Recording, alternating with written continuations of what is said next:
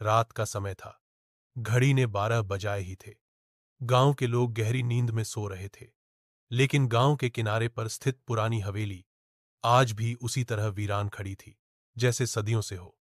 कहते हैं कि उस हवेली से अजीब अजीब आवाजें आती हैं, कभी रोने की, कभी हौंसने की, और कभी दरवाजों के अपने आप खुलने बंद होने की। गांव के लोग वहां पास तक नहीं जाते थे। मगर इस बार कहानी की शुरुआत होती है राहुल से। राहुल शहर से पढ़ाई करके आया था और उसे ऐसी कहानियों पर बिल्कुल विश्वास नहीं था। उसके दोस्तों ने उसे चुनौती दी कि अगर वो सच में बहादुर है तो एक रात उस हवेली में गुजार कर दिखाए। राहुल हौंसते हुए बोला, भूत प्रेत जैसी कोई चीज नहीं होती, मैं जाकर साबित कर दूंगा। हवेली का प्रवेश। रात करीब 11 बजे राहुल एक टॉर्च और कैमरा लेकर हवेली की तरफ निकल पड़ा। चांदनी रात थी, लेकिन हवेली के आसपास अजीब सन्नाटा पसरा हुआ था। झींगुरों की आवाजें भी जैसे गायब हो गई थीं। जब उसने हवेली का जंग खाया दरवाजा खोला तो जोर की चर्र चर्र की आवाज गूंज उठी। अंदर जाते ही उसे सीलन और धूल की बदबू आई। दीवारों पर मकड़ी के जाले और टूटी फूटी खिड़कियां थीं। लेकिन सबसे डरावना था हवेली का बड़ा हाल, जिसमें बीचों बीच एक पुरानी लकड़ी की कुर्सी पड़ी थी। राहुल ने हिम्मत दिखाते हुए कैमरा चालू किया और बोला, देखो दोस्तों, ये हवेली सिर्फ एक खंडहर है, इसमें डरने जैसा कुछ नहीं। लेकिन तभी उसे ऊपर की मंजिल से हल्की सी पायल की आवाज सुनाई दी। उसके कदम वहीं ठिठक गए। पहला संकेत। राहुल धीरे धीरे सीढ़ियां चढ़ने लगा। हर कदम पर लकड़ी की सीढ़ियां कर्र कर की आवाज कर रही थीं। ऊपर पहुंचकर उसने देखा कि एक कमरा हल्का सा खुला हुआ था।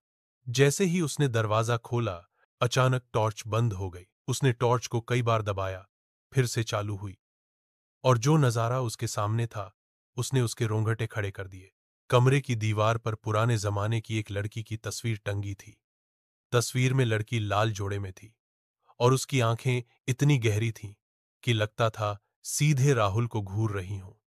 अचानक तस्वीर के फ्रेम से खून की एक बूंद टपकी और फर्श पर गिर गई। राहुल का गला सूख गया।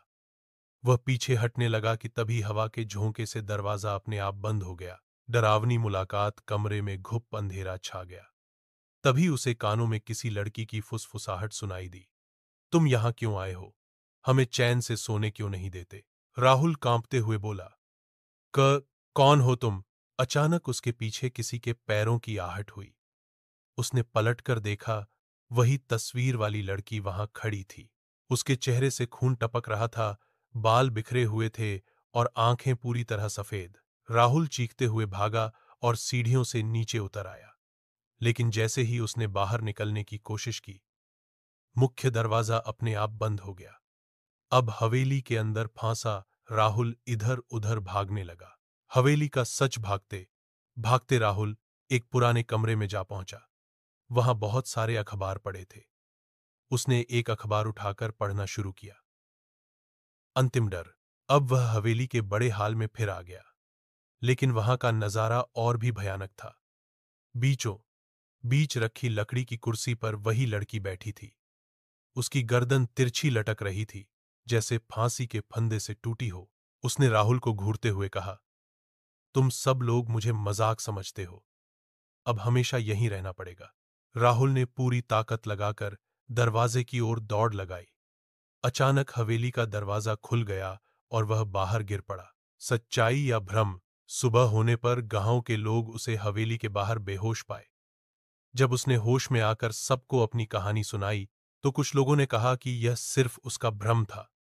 लेकिन जब गांव के बुजुर्गों ने हवेली का दरवाजा खोला, तो अंदर बीचों बीच वही लकड़ी की कुर्सी थी और उस पर बैठे किसी ने लाल रंग से लिखा था, वो लौट आया है। राहुल आज भी जिंदा है, लेकिन कभी भी रात में अकेले नहीं सोता। उसकी आंखों में हर समय वही लड़की की तस्वीर तैरती रहती है। अगर आपको यह कहानी पसंद आए तो लाइक, शेयर और सब्सक्राइब करना ना भूलें।